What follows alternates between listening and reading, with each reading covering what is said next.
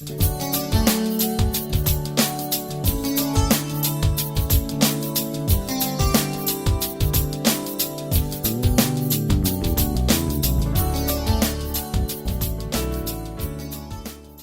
todo momento, todos nós somos chamados a viver coisas novas por Deus. Se você fizer um pequeno repasse na tua vida, você vai ver, você vai notar.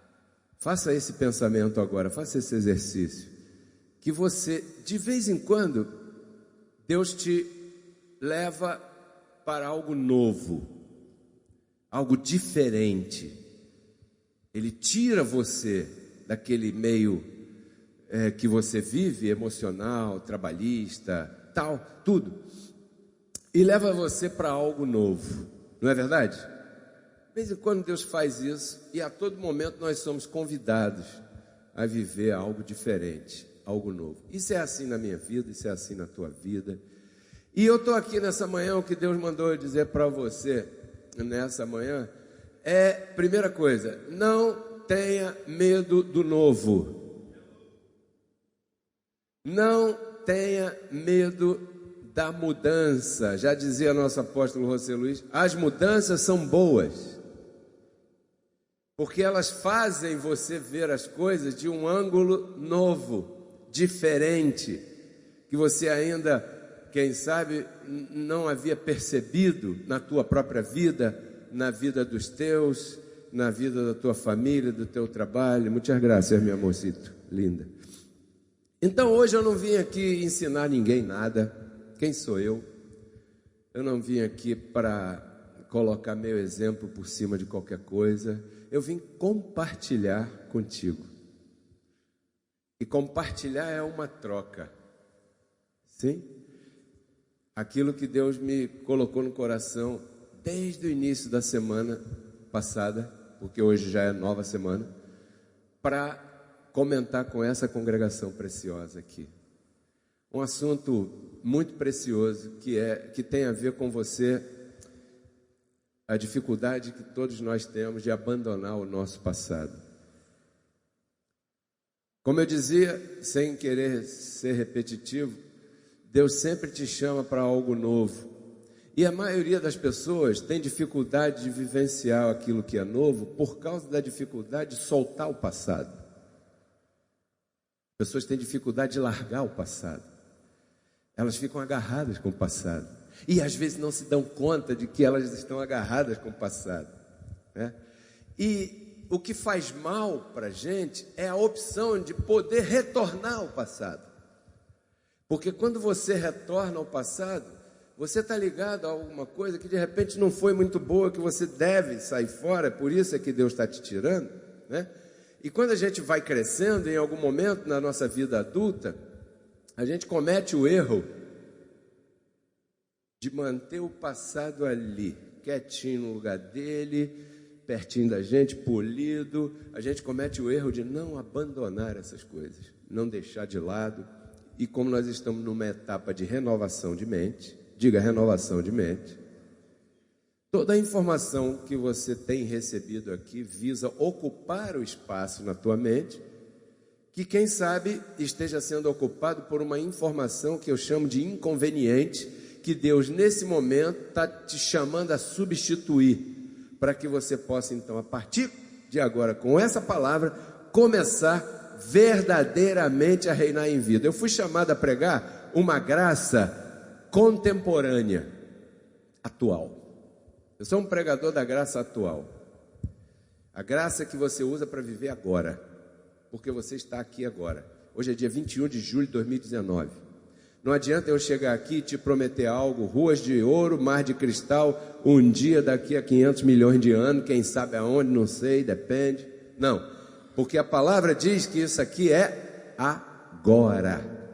Então, o nosso chamado é despertar esse agora na igreja para que você possa experimentar essa verdade de Deus na tua vida. E eu não estou falando aqui de você aí transbordando dinheiro pelo bolso, eu não estou falando disso, porque eu aprendi uma coisa na minha vida: prosperidade não é ter tudo assim, não, prosperidade é não precisar pedir. Isso é prosperidade, né? Essa é a prosperidade. Você passa necessidade, mas chega um momento que o anjo do Senhor vem e supre na tua vida. Não é assim? Mas você esquece desse momento.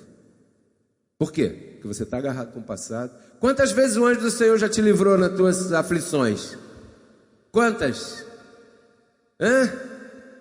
E por que você não se agarra com isso, com essa recordação, em vez de estar se recordando daquilo que já passou? O que já passou não volta.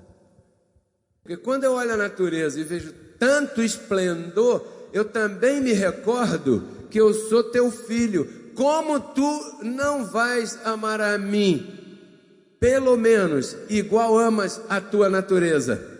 Não já estaria bom? Já estaria excelente. Só que Deus não é assim. Ele ama mais você, porque você é a menina dos olhos dele. Você é propriedade exclusiva do Senhor. Sabe o que significa isso? Que ele comprou, você foi lá no cartório, fez uma escritura e ainda foi no registro geral e registrou o RGI. Você está selado e carimbado, você não pode se perder. O que você tem é que renovar a tua mente. Quantos podem dizer amém? Então, quando a gente comete o erro de algum ponto na nossa vida não largar o passado, a gente também comete o erro de fazer do nosso presente uma extensão do passado. Veja se isso não é assim. E você nesse momento pode estar pensando: caramba, Pedro Kelly, você está falando de coisas que eu estou vivendo. Essa é a motivação da nossa congregação, de falar coisas de que você está vivendo. Quer ver uma coisa? Tem gente que está tão agarrada com o passado, que eu recebo libertar essas pessoas hoje. Hoje eu vou matar tua vaca. Nós vamos fechar a porta e você só vai sair daqui se a vaca estiver morta. Se não... Tem gente tão agarrada com o passado que sabe como é que fala? Quem é essa pessoa que você estava conversando? É o meu ex-patrão. É o quê? É o meu ex-patrão. Ou então fala assim: é o meu ex-marido. Calma, não precisa dizer que é teu, ninguém vai tomar. Meu ex-sócio. É minha, hein? Minha ex-esposa. Não estaria assim agarrada com o passado uma pessoa que expressa essas... Hein? Sim ou não? O que você acha?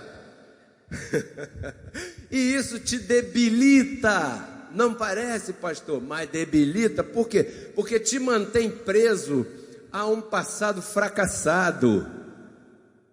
Porque se não tivesse fracassado, você ainda estaria lá. Te mantém preso, você traz à existência novamente uma coisa que já passou. E aí faz você se queixar, faz você desprezar o presente. Porque em vez de você desfrutar do presente, você está pensando: o meu ex, poxa, não, o meu emprego, poxa, o meu ex era assim. O meu ex, não, meu ex-marido, não, meu ex-noivo, não, meu ex-namorado, não, meu ex... Caramba, vive o hoje. Diga para quem está do teu lado aí: vive o agora. Hello. Viva o agora. Se você pegar a tua Bíblia e ler o livro de Êxodo, você vai ver que esse foi o problema dos israelitas. Com licença da palavra, problema aqui. Quando eles saíram do Egito. Eles saíram do Egito, mas eles tinham em suas mentes, sabe uma coisa? A escravidão para eles era uma opção. Sabia? Olha, eles eram escravos, eles eram maltratados, explorados, eles trabalhavam por comida e teto só. E quando eles saíram do Egito, eles, na primeira dificuldade, porque todo mundo passa dificuldade, não só os israelitas durante o deserto, na caminhada do deserto, porque eu sei que você na caminhada da tua vida você também passa dificuldade, sim ou não? Né? Mas os israelitas tinham isso. Como eles tinham a escravidão que eles tiveram no passado como opção, A primeira dificuldade que aparecia, eles murmuravam. Moisés tirou a gente de lá para morrer aqui no Egito, e agora? Água na frente, soldado atrás. Era melhor ter ficado no Egito. Todo dia a mesma comida e não pode guardar, tem que esperar esse maná do céu. Já estou enjoado de feijão, arroz e ovo. Todo dia essa comida, todo dia que Deus me dá. E todo dia não posso guardar, porque se guardar vai apodrecer. Assim era lá e tal e tudo. Não, poxa, pelo menos no Egito a gente comia as cebolas do Egito. A gente apanhava na cara, era explorado, era escravizado, eles batiam em nós, a gente não podia folgar, tinha que trabalhar de segunda, de sol a sol, mas a gente tinha onde morar, tinha o que comer e tal. Não era assim que eles falavam? Porque a escravidão para eles era uma opção. E eu penso que foi daí que surgiu aquelas famosas frases: melhor o mal conhecido do que o bom por conhecer. Vou falar em português na versão atualizada. Melhor um pássaro na mão. Quantos já ouviram essa expressão? Eu acho que surgiu dessa mente aí. Por que surgiu dessa mente aí? Porque você na tua vida passa fracassos. E durante os fracassos que você passa na tua vida, eles te marcam. E como eles te marcam, eles deixam um registro mal, negativo na tua mente. E esse registro negativo na tua mente, ao ser recordado por você mesmo todo dia, ele traz presente esses sintomas de fracasso que você, quem sabe, porventura, talvez tenha passado e vivenciado lá atrás. E isso faz você ter medo de encarar situações semelhantes, porque você vai lembrar assim: caramba, eu já falhei nisso. Por que eu vou tentar de novo se eu já sei como é que é? Por que eu vou fazer isso outra vez? Por quê? E aí as pessoas vão se submetendo a coisas horríveis. Por exemplo, existem pessoas que se submetem a relações ruins. É ruim com ele, pior sem ele. Eu já ouvi essa expressão: não, ruim com ele, pior sem ele. Não, meu marido, ele tem chulé, ele tem mau hálito, ele me dá tapa, ele não me sustenta, ele não, poxa, não compra nem minhas calcinhas. Mas quer saber de uma coisa? É ruim com ele, mas é pior sem ele. Aí as pessoas se submetem a relações ruins, relações desfavoráveis, nocivas, porque elas causam mal. Antes só do que mal acompanhado, talvez caiba. Porque para estar mal acompanhado, eu não quero uma companhia. Eu não sei você, mas eu não. Não. Eu vou conversar, eu vou me relacionar, vai acontecer alguma coisa assim que seja nociva, ruim, desfavorável, não quero isso. E essa é a palavra de poder que você deve ter na tua boca. Você é mais que vencedor sobre qualquer situação. Perca o medo do passado. Deus está no controle da tua vida. Deus está dirigindo teus passos, ou não? Mas você tem que largar o passado. Se você não largar o passado, você vai te atrapalhar. Pessoas se submetem a relações, por exemplo, pessoas são violadas em suas emoções. Eu sei que você conhece pessoas que têm as suas emoções violadas. Porque a violação não é só sexual, não é só física. Existe a violação emocional. Eu não sei se você já foi apaixonado por uma pessoa, por um homem ou por uma mulher, e essa pessoa brincou contigo. Isso é uma violação. E tem gente que se submete a isso. Por quê? Porque eu não posso largar. Por quê? Porque eu não tenho coragem de largar. Porque isso eu tenho que trazer comigo. Porque senão eu não estou. Não, abençoado. Deus tem coisa melhor para você ali na frente. Mas se você não deixar, caramba, larga essa mala.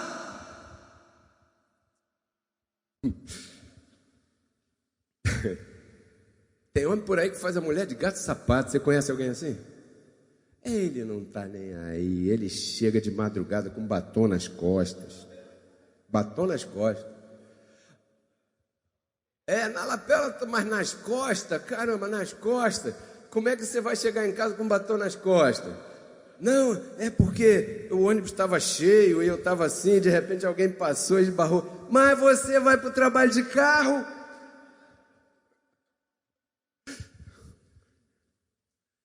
Brincam com elas. E elas ficam e ficam e ficam. Eu conheci um amigo, há muito tempo atrás, no banco que a gente trabalhava, no Banerj, que eu fui funcionário do BEG, Banerj, esse banco do estado aí tal. Eu cheguei a ser gerente ali, naquele banco. E um dia ele chegou lá assim, no trabalho, com a roupa de ontem, né? Todo meio amassado e tal. Aí eu... O que houve contigo com essa cara aí? Pô, Carneiro, eu estava dormindo no carro, no estacionamento. Por quê, cara? Rapaz, você não sabe o que me aconteceu. Ontem eu cheguei em casa, isso ele me contando, eu cheguei em casa e tal, aquela hora, né? Você sabe a hora que aconteceu aquilo ali e tal, a gente... Bom, então, chegou em casa, eram as 3:30 da manhã, daquele jeito, ó, no sapatinho. Quantos já chegaram em casa no sapatinho? Hein, Tereza? Tirou o sapato, só de meia. Escuta essa, pastora. E tal, abriu a porta, tudo escuro, a esposa dormindo, certamente. Aí ele foi, entrou, aí abriu a porta do quarto, tá dormindo. Aí ele foi devagarzinho, tirou a camisa, botou lá não sei onde, aí tal, já estava de meia só, aí sentou na cama para desabotoar e não sei o quê. Quando ele sentou na cama, que balançou a cama, a esposa estava virada assim, aí virou, ui, meu amor, já está acordado aí? Já vou, hoje eu tenho que ir mais cedo. Aí vestiu tudo de novo, aí foi trabalhar. Chegou lá todo amassado, e eu fiquei olhando para ele, ô Francis, e ela acreditou nisso? E acreditou, ela só acordou mais tarde, eu já tinha saído, e aí ficou por isso mesmo. E se você fizer uma pequena pesquisa, você vai ver que isso acontece muito. Muito, né? Aí a mulher, por sua vez, como vê esse tipo de fama, esse tipo de comportamento, ela também não entrega a chave do seu coração para aquela pessoa, aquele homem, aquele marido, aquele namorado. Por quê? Porque ela vê que aquilo pode acontecer com ela, então nem passou por aquilo ainda, mas ela já está com medo. E assim as pessoas não têm acesso a plena felicidade, gozo, paz, alegria nessa área, que é isso que Deus quer na tua vida também. Você tem que ter abundância na tua vida. As pessoas pensam que quando a gente fala de abundância, está falando de moeda. A moeda é só uma consequência. A abundância tem que ser aqui, ó. Você poder olhar uma pessoa nos olhos e dizer, eu te amo. Ai, ai, ai. Ao contrário, claro, há mulheres que brincam, que sapateiam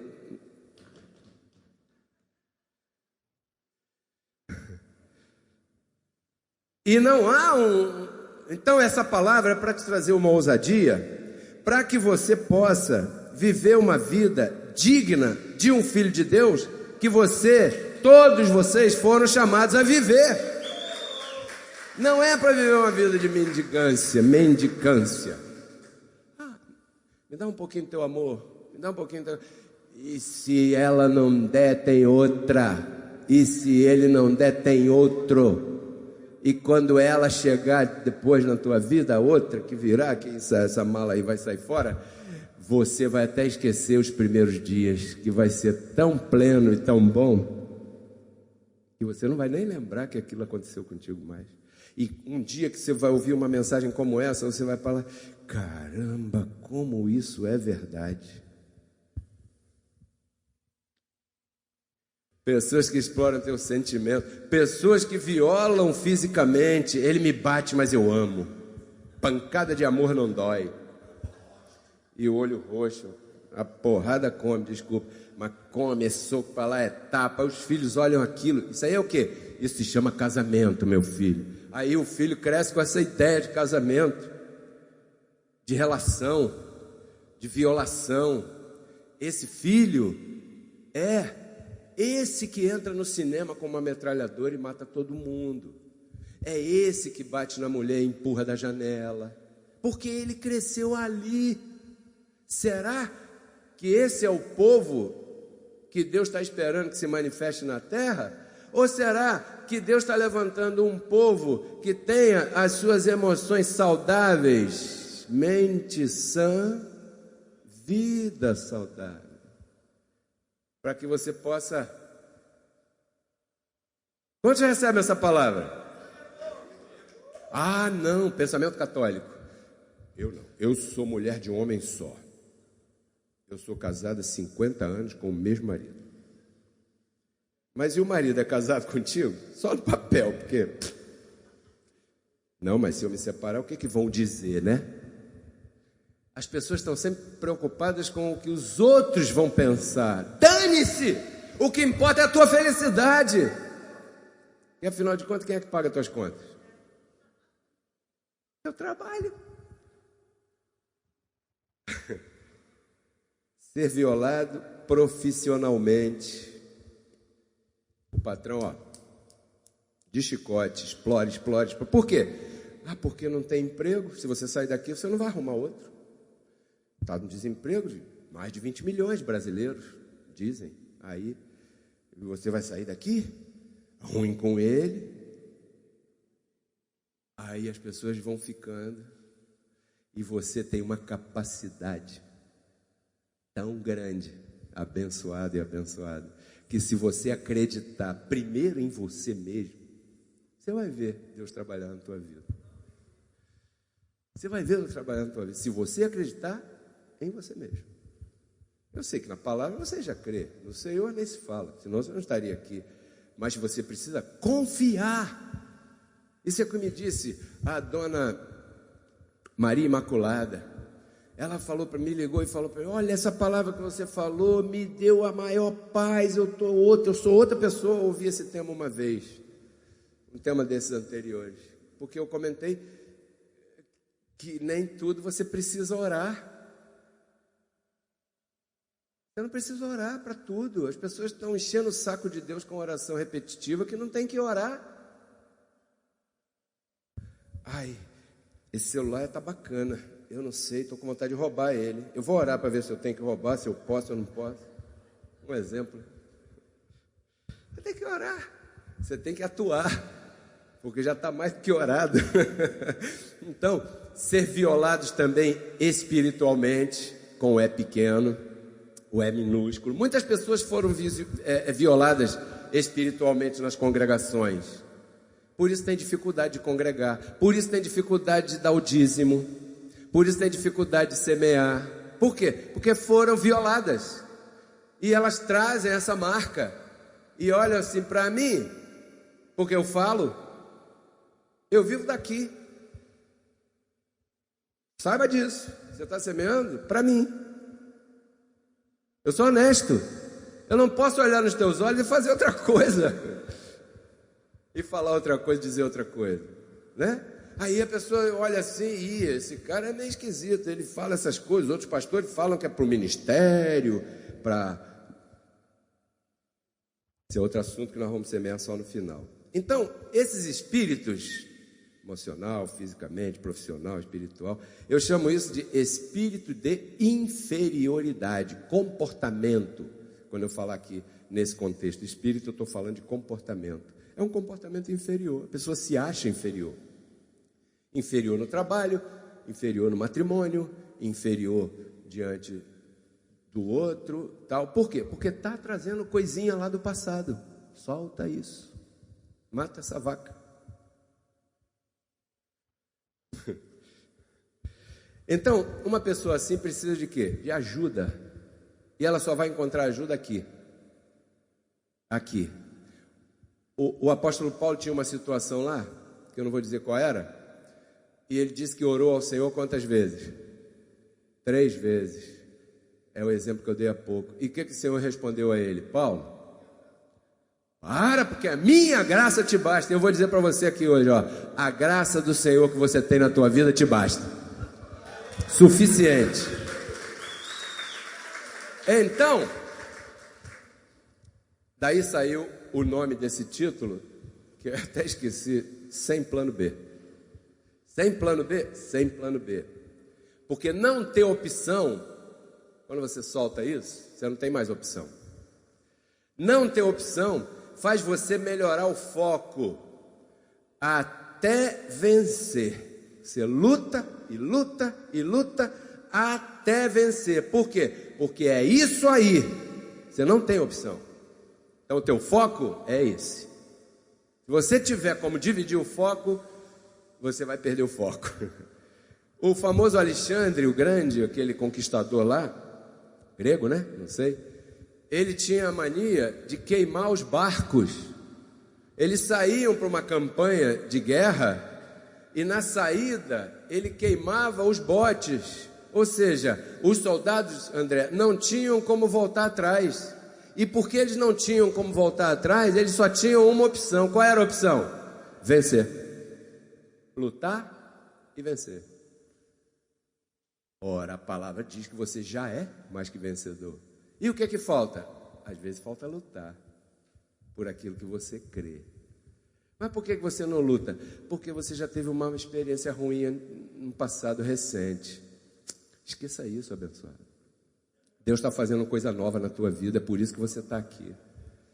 Joga isso no depósito que nosso apóstolo chamava de maleteiro. Os vikings faziam isso, queimavam os botes. Então o foco era o quê? Olha, se a gente não lutar até vencer, a gente não tem como voltar, vamos morrer todo mundo. Uma vez, Eliseu, bíblico, você conhece o Eliseu, né?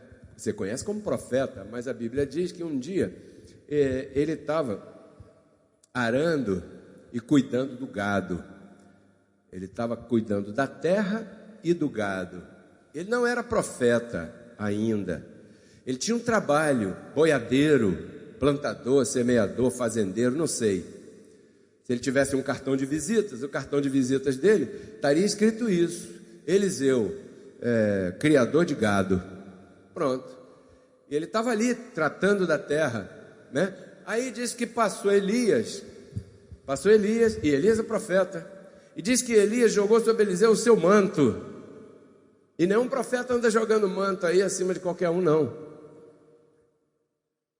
Quando o Eliseu entendeu o chamado, que a gente pode comparar com unção é chamado, né? Quando Eliseu entendeu que estava sendo chamado, ele falou para o Elias assim: Elias, espera só um instantinho que eu tenho que resolver uma coisa aqui rápido. Foi lá em casa, pegou o gado, matou, distribuiu a carne. De uma parte da carne ele fez um churrasco, mas ele não foi procurar lenha. Ele usou a madeira das ferramentas que ele usava para arar como lenha para fazer aquele churrasco de despedida que ele resolveu fazer ali. E aí, estou com Elias agora. Agora eu não tenho plano B, porque eu não deixei meu gado guardado no cantinho, na garagem, a carroça, o arado, a madeira, a ferramenta. Eu deixei lá e vou andar com eles 3 meses. Se não der certo, eu volto. Quando a Bíblia diz que Eliseu queimou as ferramentas, está dizendo: Eliseu queimou o seu passado. E esse é o convite que eu faço a essa congregação nessa manhã. Quantos recebem queimar o teu passado hoje aqui nesse altar? Através da palavra, né? Está entendendo minha linguagem? Queima isso, mata essa vaca.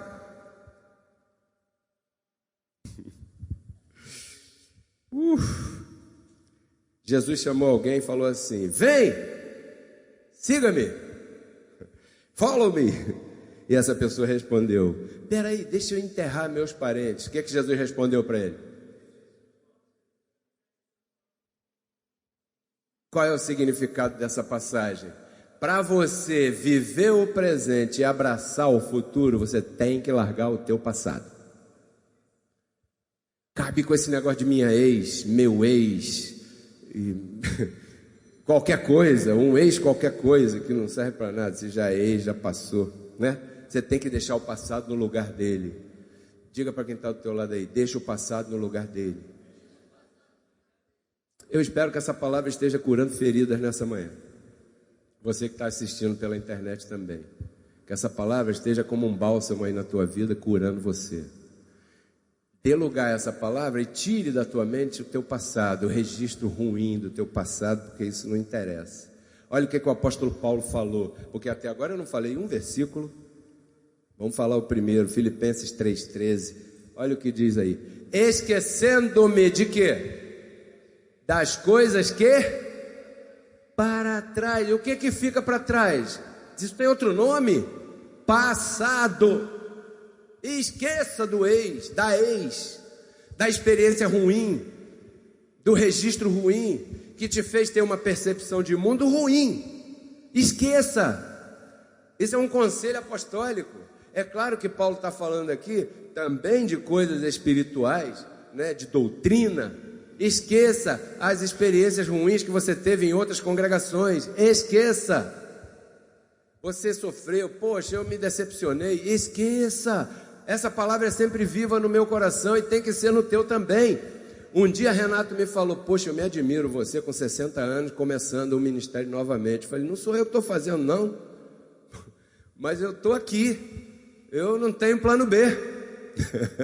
Lembra, Renato? Você falou. Então, esquecendo-me das coisas que para trás ficam, avançando para as que estão diante de mim, prossigo rumo ao...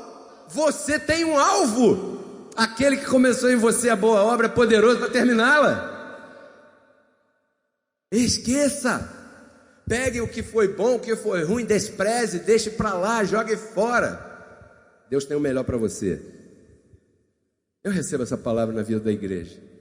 Deus tem o melhor para você. Não duvida disso não, meu irmão, minha irmã abençoada. Deus tem o melhor para você, Sandra. Eu recebo Ele fazendo, mostrando isso já agora. Agora, isso é agora. Chama a existência na tua vida, abre a boca, fala, não tenha vergonha de falar. Em outro lugar, em Hebreus 13:21, olha o que o apóstolo Paulo disse aqui, ó: Ele faz com vocês ou em vocês aquilo que é agradável a Ele. Talvez você esteja pensando que teu momento é ruim. Não é ruim nada, é bom momento. Você é que não está entendendo que beleza esse momento que você está vivendo. Você vai entender amanhã. Era necessário eu passar por isso para eu poder entender aquilo. É exatamente. Você já passou por essa experiência antes, por que esquece? Quantos aqui já passaram por uma experiência assim? De passar um mau momento, aí depois você compreende, é por isso que aconteceu, porque então, tá, pois é. Lembre-se disso quando vier esse mau momento. Deus está mostrando para você uma situação para mostrar uma outra situação que você só veria depois. Está num corpo de carne. Para ele, 1000 anos é um dia. Para você existe domingo e segunda, e terça e quarta. Você vai sendo assim, ó, passo a passo, paulatinamente. Vai acontecendo contigo.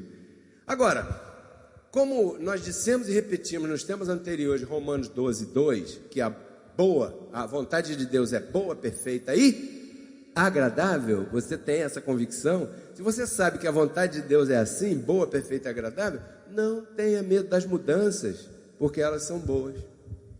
Então eu queria terminar contando para você o que eu ouvi de um amigo, que um cara foi nas suas andanças, ele passou por um povoado, uma cidade, um povoado bem pobre. Ele entrou e se assustou.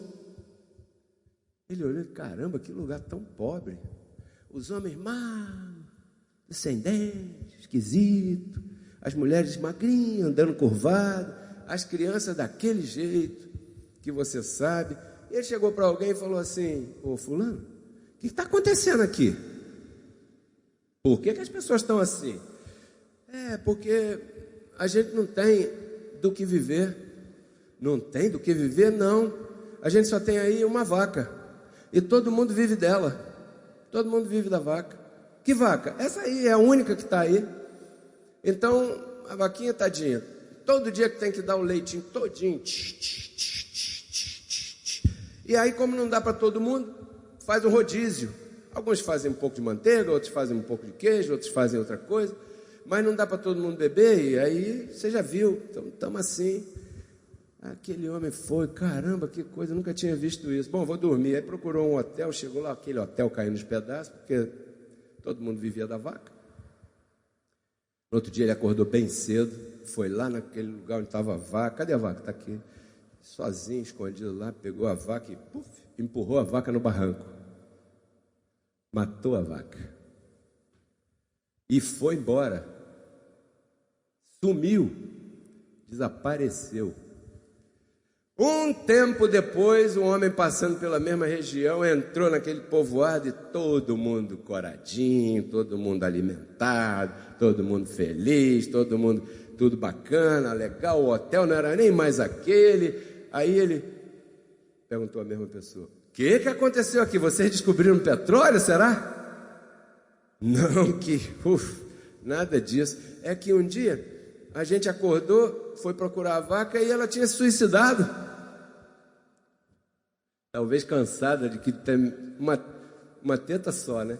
Para dar leite para todo mundo. A vaquinha cansou, disse o homem. Ela cansou, e aí nós fomos ver, a vaca se suicidou. Caramba, e agora? O que a gente vai fazer? Vamos lá ver se não foi veneno. Não foi veneno, não, ela se suicidou mesmo, disse o homem. Então o que a gente vai fazer? Ele contando, né, para o viajante. Nós fomos lá, pegamos, tiramos o couro, tiramos a carne, desossamos, tal, vendemos a carne, vendemos o couro, aí com esse dinheiro nós compramos os bezerrinhos, de uma outra parte compramos uns galinhos, uns pintos, as galinhas começaram a colocar ovos, chocaram, deram pintinho, outras a gente matava e vendia, aí os terneirinhos foram crescendo e foram já reproduzindo, dando cria, a gente vendeu, fez isso, fez aquilo, e aí aprendemos a fazer outro tipo de coisa. Sabe qual é a moral dessa história? Eu não vou deixar você sair daqui hoje se você não matar a tua vaca.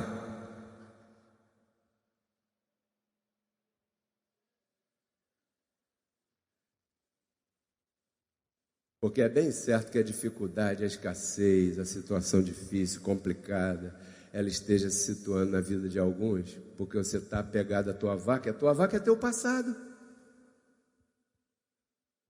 Larga isso, solta isso, mata a tua vaca, suicida ela, sem plano B, abençoado. Solta o passado para você poder viver uma vida de novidade. Porque Cristo na cruz não transformou a nossa carne, né? Ele resgatou o nosso espírito. A Bíblia diz que Deus estava em Cristo reconciliando consigo os seus filhos, né? E nos entregou a palavra da reconciliação. E a palavra da reconciliação é essa que nós pregamos, abençoado.